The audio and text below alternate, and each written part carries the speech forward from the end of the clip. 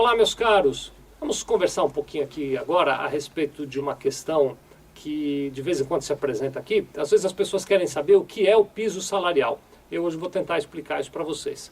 Quero, antes de explicar o piso salarial, mandar um abraço para a Márcia Monteiro. A Márcia também tem assistido os nossos vídeos. Muito obrigado, Márcia, pela tua companhia aí do outro lado. É bem legal saber que vocês todos estão aí.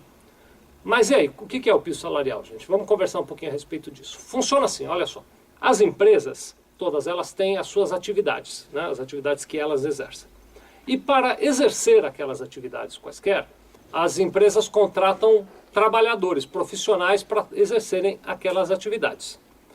Muito bem, o que acontece a partir dessa relação? Acontece que as empresas se organizam em sindicatos conforme as atividades que elas exercem, e esses sindicatos são chamados de sindicatos patronais, são sindicatos que representam as empresas. E os trabalhadores se organizam em sindicatos conforme as atividades que eles executam, e esses sindicatos são chamados de sindicatos dos trabalhadores. Estes sindicatos, tanto os patronais quanto os de trabalhadores, eles têm uma coisa chamada base territorial. Então, normalmente os sindicatos, eles cuidam de uma determinada região, e a partir desta organização sindical, sindicato de empresas, sindicatos patronais e sindicatos de trabalhadores, existem as negociações coletivas de trabalho. Então, por exemplo, quando você define que aumento e percentual de aumento uma categoria vai ter, esse percentual é definido numa relação entre sindicato de empresas e sindicato de funcionários.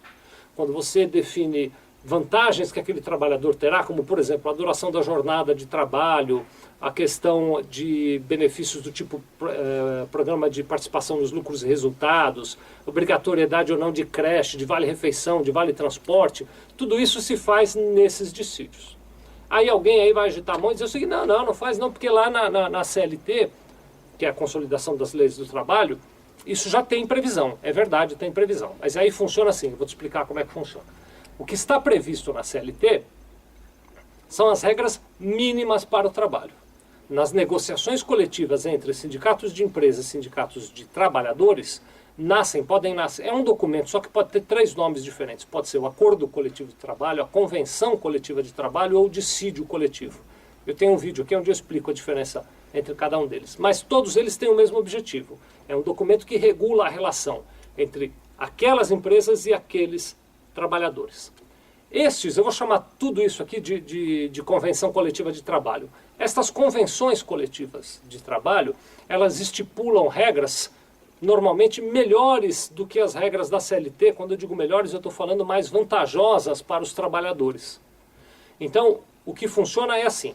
Se não houvesse nenhuma convenção coletiva, a gente seguiu o que está na CLT.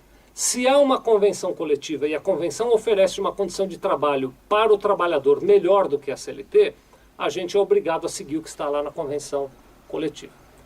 E aí você vai dizer, tá bom, Vicente, mas e aí o piso salarial, rapaz? O que é o piso salarial? Então eu vou te explicar já. Funciona assim, vocês já ouviram falar do salário mínimo, tenho certeza que vocês já ouviram. O salário mínimo está previsto na CLT. Então a CLT diz o seguinte, olha, nenhum trabalhador brasileiro pode ganhar menos do que o salário mínimo. É por isso que o Felipe ganha essa fortuna que ele ganha aqui.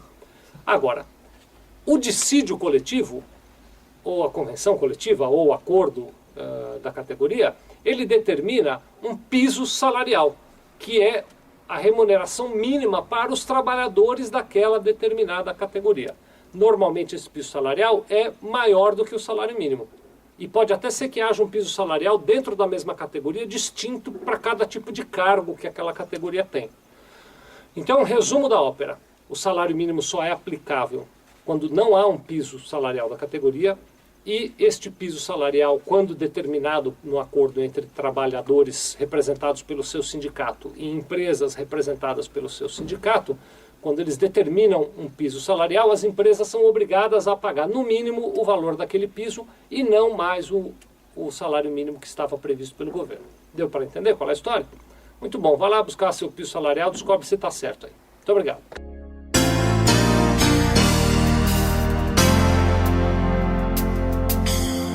Sevilha Contabilidade. Nós vendemos tranquilidade.